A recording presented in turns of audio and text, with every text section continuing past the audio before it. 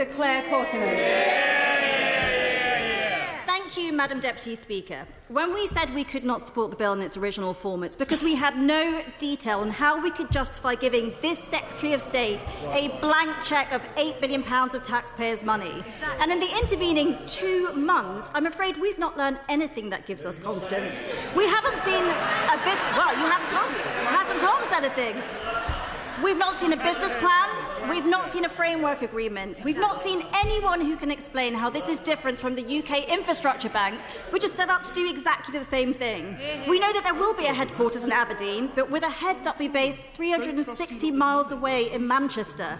We know that that same head doesn't think that the scope of Great British Energy is to reduce bills. And let me remind the Secretary of State that in an interview that he made in June, he not only said he was ready to launch Great British Energy within days, so he should have this information, but he said, and it would lead to, and I quote, a mind-blowing reduction of bills by 2030. But now we know that the Secretary of State has completed the embarrassment of the bright-eyed MPs behind him by forcing them tonight to vote against their own election promises. Tonight they have voted against holding Great British Energy accountable for cutting people's energy bills by £300 and for creating 650,000 jobs.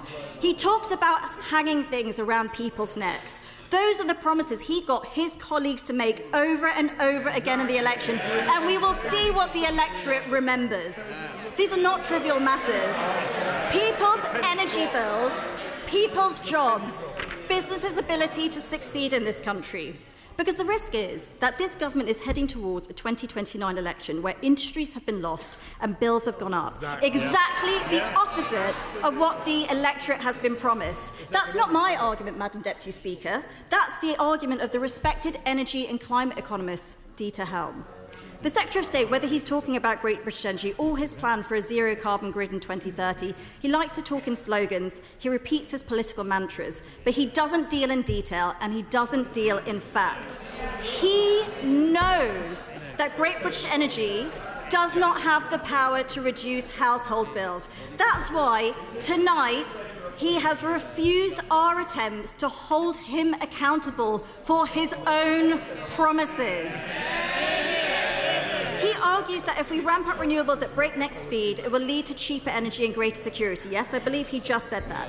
But the latest renewable auction, which he bumped up, will increase people's bills by £5. And the Secretary of State has advertised to multi-million-pound energy companies that he will be buying whatever they are selling, no matter the cost, until 2030. I think he referenced a few and said that they welcomed his approach. I can understand why. I know he doesn't have a business background himself, but you don't need one to understand what kind of signals that he is sending out. He hasn't modelled the cost of constraint payments, network costs or green levies. He's deprioritised exciting new technologies like small and advanced modular reactors, which come online after 2030, and he refuses to address the question of dispatchable power. If not gas, then what is he arguing for in its place and how much will it cost?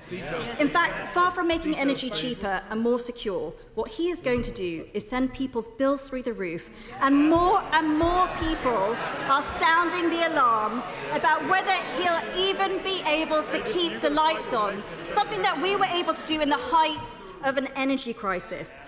So tonight they've shown their true colours. They have voted against making their own energy company accountable. And if he cannot even stack up his own election promises, why should we back him on this bill? Yeah, exactly.